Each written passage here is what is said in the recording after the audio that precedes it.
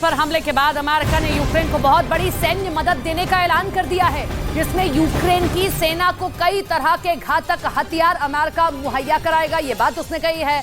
America Ukraine को तोप, rocket और गोला बारूद की अब मदद भेजेगा।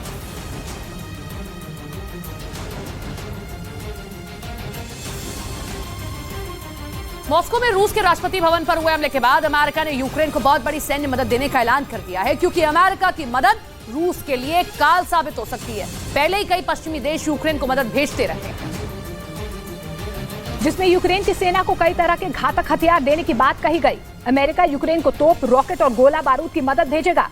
Package of security assistance to help Ukraine continue to defend itself on the battlefield. रूस के हमले के बाद से अमेरिका यूक्रेन पर मेहरबान है। अमेरिका अब तक यूक्रेन को सैकड़ों करोड़ डॉलर की सहायता भेज चुका है और इसी कड़ी में अब एक बार फिर से उसे यूक्रेन को 300 मिलियन डॉलर यानी भारतीय रुपयों में करीब 2500 करोड़ रुपए की मदद देने का फैसला लिया, जिसमें 155 mm के हॉवित्जर, 15 mm के artillery rounds, mortar, aircraft, rocket और ट्रांसपोर्ट के लिए ट्रक शामिल हैं। लेकिन खबर है कि जैसे ही इसकी जानकारी पुतिन को मिली, वो बुरी तरह से भड़क गए, क्योंकि अमेरिका की मदद रूस के लिए काल साबित हो सकती है। पहले ही कई पश्चिमी देश यूक्रेन को मदद भेजते रहे हैं, जिसकी वजह से पुतिन की सेना को काफी नुकसान उठाना पड़ा है। लेकिन ऐसे में अमेरिका ने मदद का ऐलान करते हुए पुतिन के गुस्से को और ज्यादा बढ़ा दिया, क्योंकि अमेरिकी हथियार मिलने के बाद जंग और ज्यादा घातक हो सकती है। पश्चिमी मीडिया का दावा है कि यूक्रेन ने अब रूस पर भयंकर पलटवार की तैयारी कर ली है। वो रूस के कब्जे वाले अपने इलाकों को किसी भी कीमत पर छुड़ाना चाहता है। इस बीच पश्चिमी मीडिया का दावा है कि ब्रिटेन की हवाई सीमा के नजदीक पुतिन के कुछ लड़ाकू विमान दिखाई दिए, जिसके बाद ब्रिटेन ने उन्हें खदेड़ दिया। यूरोप के दूसरे देशों की तरह ही ब्रिटेन पर भी रूसी सेना के हमले का खतरा है, क्योंकि रूस कई बार ब्रिटेन पर हमले की धमकी दे चुका है। इसी बीच अपनी हवाई सीमा के नजदीक पुतिन के लड़ाकू विमानों को देखकर ब्रिटेन में खलबली मच गई, क्योंकि पश्चिमी मीडिया का दावा है कि पुतिन के लड़ाकू विमान नॉर्वेजियन सागर की तरफ से आकर ब्रिटेन की हवाई सीमा के नजदीक उड़ान भर रहे थे। पश्चिमी मीडिया के मुताबिक ब्रिटेन के करीब पहुंचने वाले ये विमान रूसी नौसेना के TU-142 एयरक्राफ्ट थे, जिन्हें देखते ही ब्रिटेन ने अपने टाइफून फाइटर जेट को उन्हें खदेड़ने के लिए उड़ा दिया। दावा है कि ब्रिटेन के लड़ाकू विमानों को देखते ही रूस के फाइटर जेट वहां से भाग खड़े हुए, क्योंकि ब्रिटेन के साथ साथ नॉर्वे ने भी रूसी विमानों को खदेड़ दिया। पश्चिमी मीडिया का दावा है कि नॉर्वे ने भी अपने F-35 लड़ाकू विमानों से रूस के फाइटर जेट का पीछा किया। हालांकि बाद में रूस ने साफ किया कि उसके लड़ाकू विमान अंतर्राष्ट्रीय हवाई सीमा में उड़ान भर रहे थे, लेकिन रूस की इस हरकत ने यूरोप के देशों की धड़कनें जरूर बढ़ा दी। इसी तरह की घटना कुछ रोज पहले बाल्टिक सागर में भी हुई थी, जहां रूस के लड़ाकू विमानों को देखकर नेटो देशों के होश उड़ गए थे। उस वक्त रूस के 2 सुखोई 27 और एक IL-20 जासूसी विमान ने बाल्टिक सागर के ऊपर एस्टोनिया के नजदीक उड़ान भरी थी। उस इलाके में एस्टोनिया के अलावा लातविया और लिथुआनिया भी मौजूद है, जिसके बाद ब्रिटेन और जर्मनी ने मिलकर रूस के लड़ाकू विमानों को वहां से खदेड़ने का दावा किया था। और बड़ी खबर यूक्रेन के ओडेसा से आ रही है, जहां दावा किया जा रहा है रूसी सेना ने ईरान के आत्मघाती ड्रोन शाहिद 136 से हमला किया है। बताया जा रहा है कि जब से रूस के राष्ट्रपति भवन पर हमला हुआ है, तब से पुतिन की फौज लगातार ओडेसा में कहर बरपा रही है। यूक्रेन की मीडिया का दावा है कि ओडेसा में रूसी सेना की तरफ से एक के बाद एक कई धमाके किए जा रहे हैं।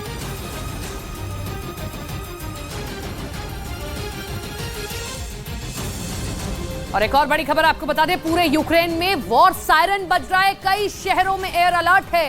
रूस कर रहा है यूक्रेन पर ताबड़तोड़ हमले। खेरसॉन, खार्किव में अलर्ट जारी कर दिया गया है। ओडेसा, खेरसॉन में हवाई हमले हो रहे हैं। पूरे यूक्रेन में वॉर सायरन बजाए जा रहे हैं, हमले किए जा रहे हैं। जिस तरीके से क्रेमलिन पर हमला हुआ, रूस का यह कहना है कि यूक्रेन ने यह करके बहुत बड़ी गलती कर दी है। अब इस युद्ध में यूक्रेन के खिलाफ रूस किसी भी चीज पर उतरने को तैयार है। लगातार हमले किए जा रहे हैं। अब तो रिहायशी इलाकों को भी अपना निशाना बना रहा है। कीव की यह हालत हो चुकी है कि लगातार ये सायरन बजाए जा रहे हैं, लोगों को आगाह किया जा रहा है, लगातार हमले किए जा रहे हैं। खेरसॉन को पूरी तरीके से तबाह करने पर रूस उतारू हो चुका है। 3 तस्वीरें हम आपको दिखा रहे हैं। ओडेसा में लगातार हमले किए ही जा रहे हैं। शाहिद 136 का इस्तेमाल रूस की ओर से किया जा रहा है। दूसरी तस्वीर राजधानी कीव की आप देख रहे हैं, सायरन बजाए जा रहे हैं, लोगों को आगाह किया जा रहा है, लगातार यहाँ हमले किए जा रहे हैं। तीसरी तस्वीर खेरसॉन में इस तरीके से हमले कल के बाद तेज कर दिए गए कि 21 लोगों की जान चली गई है। ये 3 तस्वीरें समूचे यूक्रेन की तस्वीर है कि पूरे यूक्रेन में अब रूस के सैनिक, रूस के हथियार आग बरसा रहे हैं।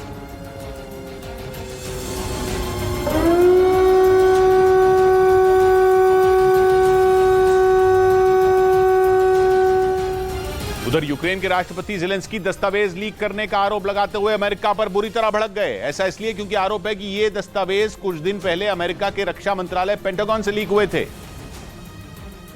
और उस लिफाफे पर लिखे टॉप सीक्रेट शब्द ये बताने के लिए काफी थे कि अमेरिकी खुफिया विभाग में बड़ी सेंधमारी हो गई। पर ज़ेलेंस्की का आरोप है कि इसके बारे में उन्हें किसी ने कुछ नहीं बताया। अमेरिकी मीडिया से बात करते हुए ज़ेलेंस्की ने इल्जाम लगाया कि अमेरिका के रक्षा मंत्रालय या फिर खुद राष्ट्रपति बाइडेन को इस बारे में उनसे बातचीत करनी चाहिए थी, क्योंकि इन दस्तावेजों में यूक्रेन में जारी जंग से जुड़ी कई जानकारियां शामिल होने का दावा किया जा रहा है, जो अगर रूस के हाथ लग गई तो किसी हथियार से कम नहीं होगी।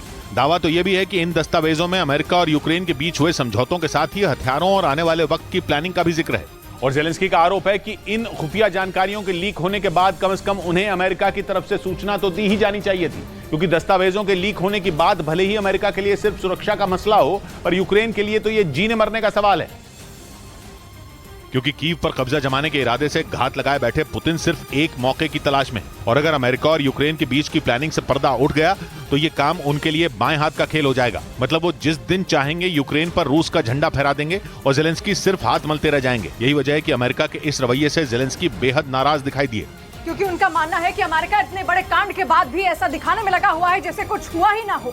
और माना जा रहा है कि अमेरिकी रक्षा मंत्रालय से लीक हुए दस्तावेज सिर्फ यूक्रेन नहीं बल्कि दक्षिण कोरिया और ताइवान की भी मुश्किल बढ़ा सकते हैं। दावा तो यह भी है कि उन दस्तावेजों में इजराइल की खुफिया एजेंसी मोसाद का भी कच्चा चिट्ठा है। मतलब ये दस्तावेज जिसके भी हाथ लगे वो आसानी से दुनिया के कई देशों की टेंशन बढ़ा देगा। यही वजह है कि इनके लीक होने के बाद से ही ज़ेलेंस्की अमेरिका से बुरी तरह नाराज हैं।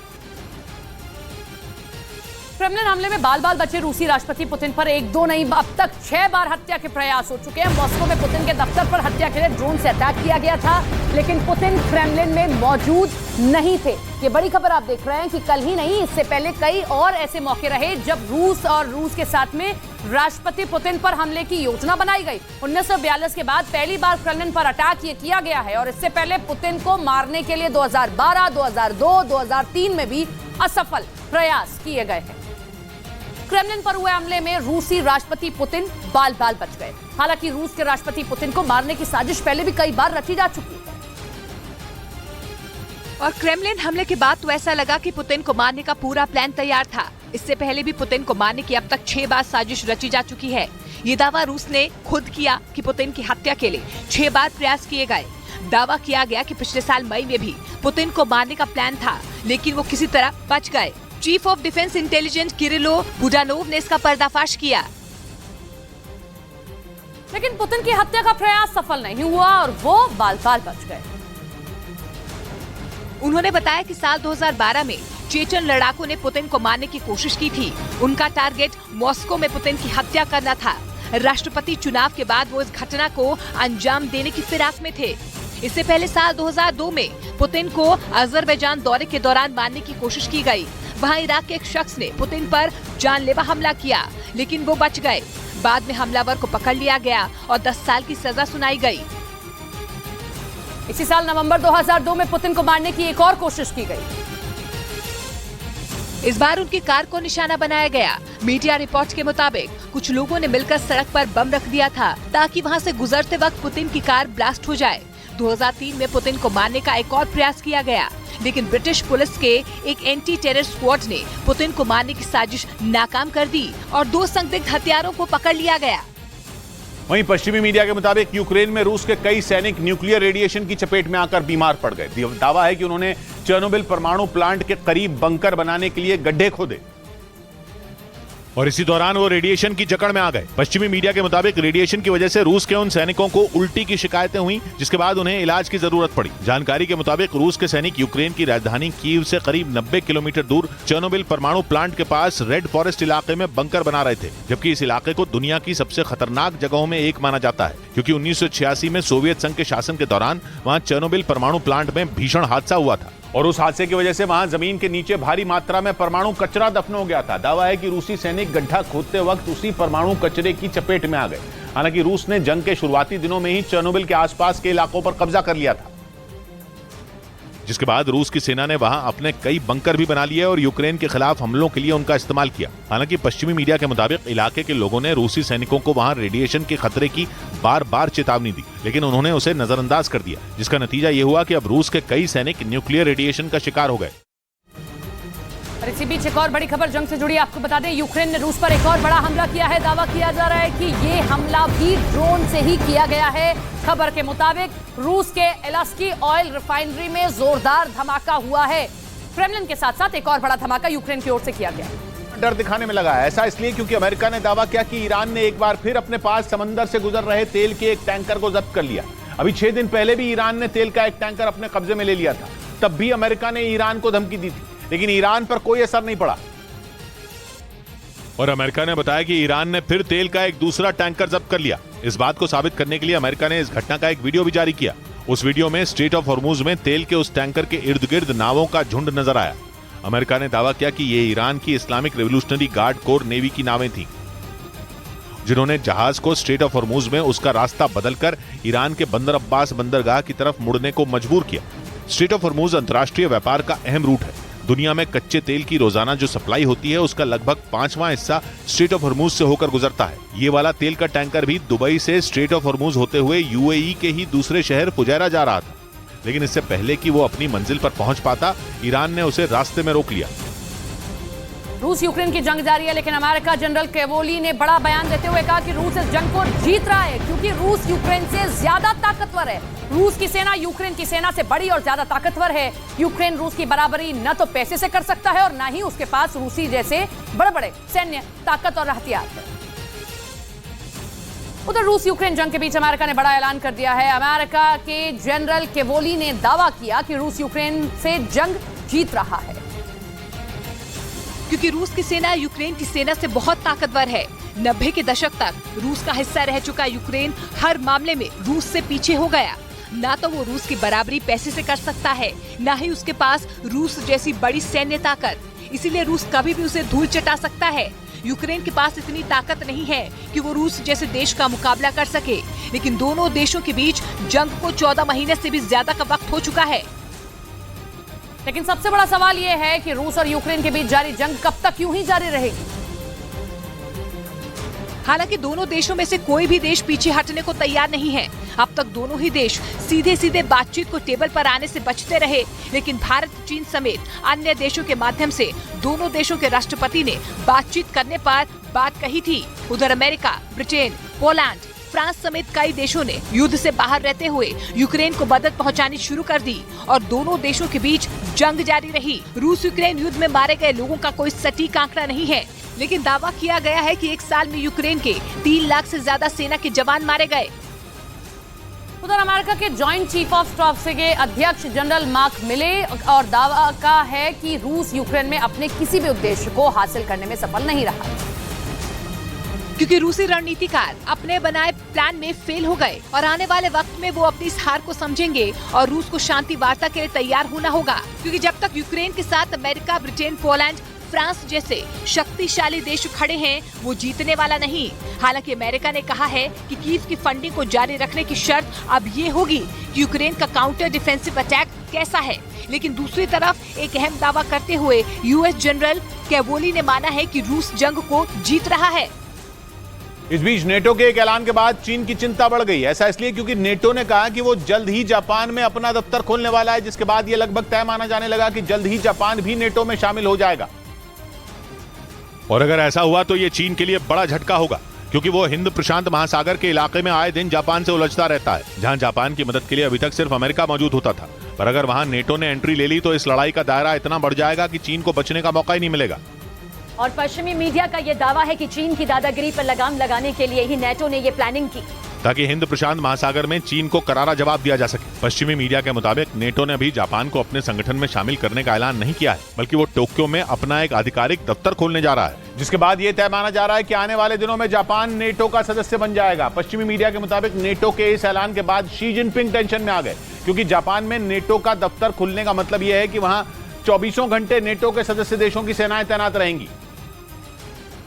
और ऐसे में चीन का जापान की तरफ बढ़ना भी उसके लिए घाटे का सौदा साबित हो सकता है। पश्चिमी मीडिया से मिली जानकारी के मुताबिक नेटो जापान में अपना दफ्तर खोलकर हिंद प्रशांत महासागर के आसपास मौजूद देशों की मदद भी करेगा, जिनमें जापान के अलावा दक्षिण कोरिया, ऑस्ट्रेलिया और न्यूजीलैंड शामिल है। मतलब नेटो जापान और दक्षिण कोरिया के जरिए चीन को चित्त करने की तैयारी में है। बताया गया कि नेटो के इसी तरह के कई दफ्तर अमेरिका के न्यूयॉर्क समेत बाकी सदस्य देशों में हैं और उम्मीद जताई गई कि अगले साल तक जापान के टोक्यो में भी नेटो का दफ्तर खुल जाएगा, जिससे समंदर में बढ़ती चीन की दादागिरी पर लगाम लगाने में मदद मिलेगी। चीन को घेरने की तैयारी जोरों पर है। यूरेशियन टाइम्स नाम की वेबसाइट ने दावा किया कि चीन के हमले की आशंका के बीच ताइवान ताकतवर मिसाइलें बनाने में जुट गया।